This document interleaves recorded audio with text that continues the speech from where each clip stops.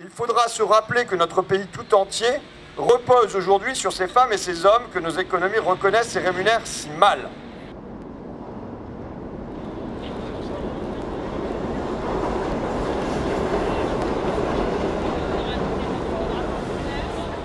Nous sommes là ce soir pour accueillir M. Ruffin qui est venu présenter son film en avant-première, Debout les femmes.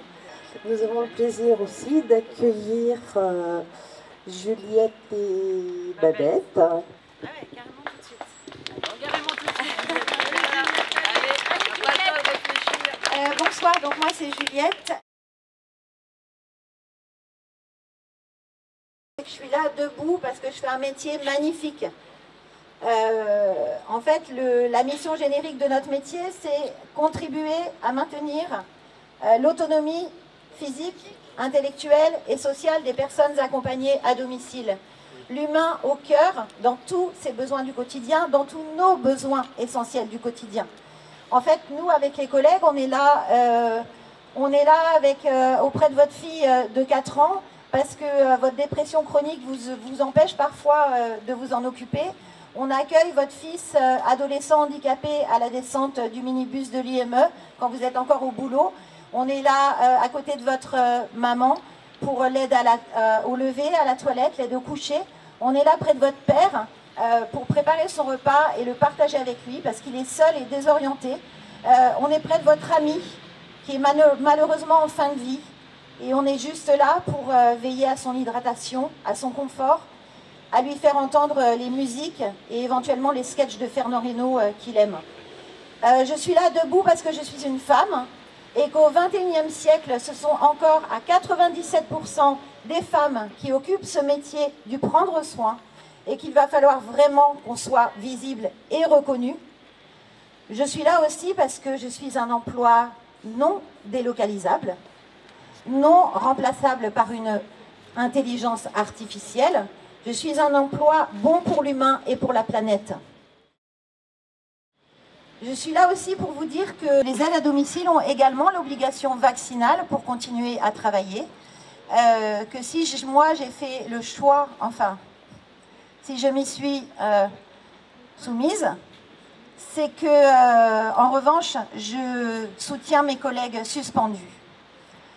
Je suis là aussi pour remercier un homme debout, François Ruffin, qui nous permet de prendre la parole partout en France, de porter notre voix. C'est comme un doux zéphyr, un nécessaire zéphyr, une petite brise de démocratie.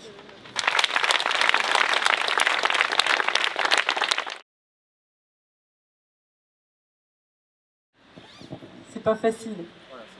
En même temps, ça fait 32 ans que j'attends ça. Je vais pleurer, c'est sûr. Vas-y, Babette. Ouf! Ouf! De l'air, enfin. Et cette lumière, ça fait du bien de rebondir, de respirer. J'ai stationné mon 32 tonnes, là, monsieur Ruffin, pas loin, parce que il y a 32 années de revendication à l'intérieur. J'en ai ramené qu'une toute petite partie, mais elle est tellement vraie. Merci à vous, monsieur Ruffin, de vous être retourné sur nous, tout simplement. On est tellement des êtres humains, on est tellement confrontés à des choses qui se passent à domicile. On ne fait pas que pleurer, rassurez-vous, mais on est là à 100% dans l'humain. Pour aider des jeunes. Moi c'est à 75% des malades psychologiques, à 75%. Des personnes âgées aussi, mais pas forcément tout le temps. On les aide à se mettre debout. Vous vous rendez compte, se mettre debout? Les auxiliaires de vie, on est là pour votre papa, voilà, qui peut plus, hein, il peut plus subvenir à ses besoins. Il a besoin d'une femme, à 97% on est des femmes, pour se lever. Vous vous rendez compte, se lever, se mettre debout dans ce pays? C'est impressionnant de se mettre debout, vous savez. Et là, on est là tous les jours pour eux. Et votre maman, qui est en fauteuil roulant également, qui a besoin de vous pour la laver, l'habiller, vous vous rendez compte aussi? La faire manger. On est des aides à la vie, mais nous, on meurt. Et François Ruffin, c'est ce que je disais tout à l'heure, je vous ai dit, c'est pourquoi vous vous intéressez à nous. Pourquoi vous vous êtes retourné sur nous, là? C'est des êtres humains en politique, j'y croyais plus du tout. Et là, voilà, et il y a eu les confinements. Monsieur Macron nous dit, faut respecter le maître vital. Ah oui, on fait comment? Nous, on n'a pas de masque. On est au plus près des gens. Il n'y a pas plus près que nous, vous voyez? On est vraiment dans le très très près. Et pas de masque. Que du bonheur, hein. Et après, on travaille tous les jours. On ne sait pas ce qu'on ramène à la maison. J'ai envie de me laver à l'eau de Javel. J'ai envie qu'on me passe le Karcher parce que j'ai peur pour mes enfants. J'ai peur pour mon compagnon. J'ai peur pour ma famille. On n'est pas protégés. Maintenant, on nous pique. Pour mieux nous voir disparaître, sûrement. Hein? C'est ça, moi, que je me suis dit. Et voilà, quoi, c'est tout ça. Donc, et puis après, au mois de juillet 2020, Brigitte Bourguignon qui nous dit « Ah, les oubliés, mince, on les a oubliés. » C'est fou. Est-ce que notre humanité les dépasse à ce point, monsieur Ruffin? Est-ce que notre lucidité les freine? Qu'est-ce qu'on leur a fait pour mériter ça? C'est ce que je dis. Est-ce qu'on est condamné à perpète, à espérer? J'ai l'impression d'aller au tribunal, de me mettre face au tribunal et puis de leur dire on est des criminels? Qu'est-ce qu'on fait de mal? On est des maltraitantes? Tous les jours on travaille, tous les jours.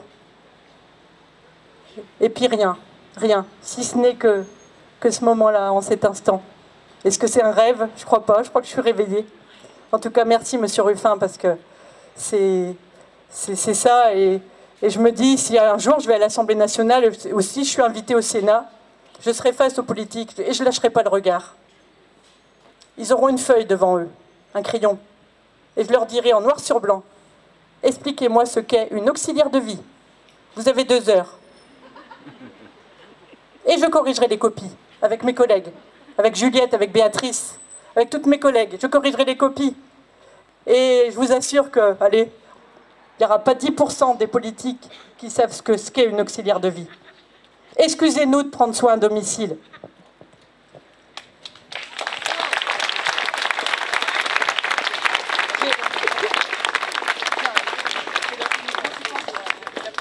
Écoutez notre histoire que l'on va vous raconter. Elle se passe en France, en plein cœur de vos foyers. Des femmes invisibles prennent soin des plus fragilisés. Des aides à domicile atrocement oubliées.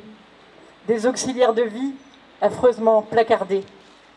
Elles osent tous les jours affronter le pavé, rejoindre ces domiciles croulants de réalité. Votre petit frère 16 ans, isolé et paralysé. Votre fille si fragile, instable et sa bipolarité. Ces auxiliaires de vie donnent des soins de vie d'une extrême rareté.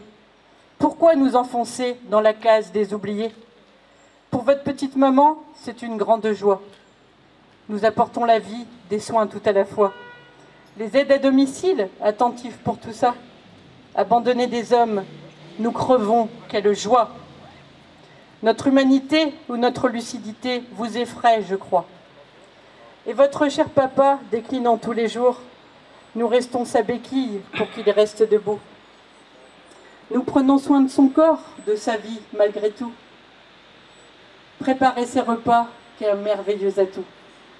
Et surtout, tous les jours, l'aider à se mettre debout. Jamais confinés, nous, les politiques le restent envers nous. Les auxiliaires de vie n'ont cessé de veiller sur vos proches isolés et fragilisés. Permettant ce lien de vie, ce lien, vous vous rendez compte? Et on cherche à nous rompre ce lien.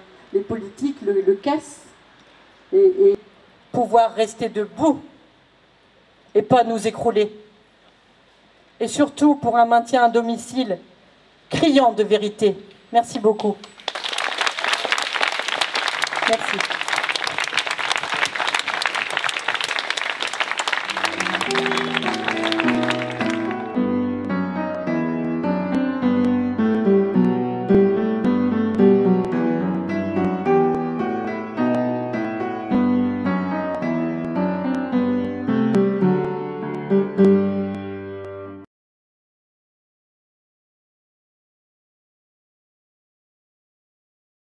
En un an de crise sanitaire, les patrons français se sont enrichis de 68%. Parce que dans le même temps, de combien a augmenté le salaire des agents d'entretien?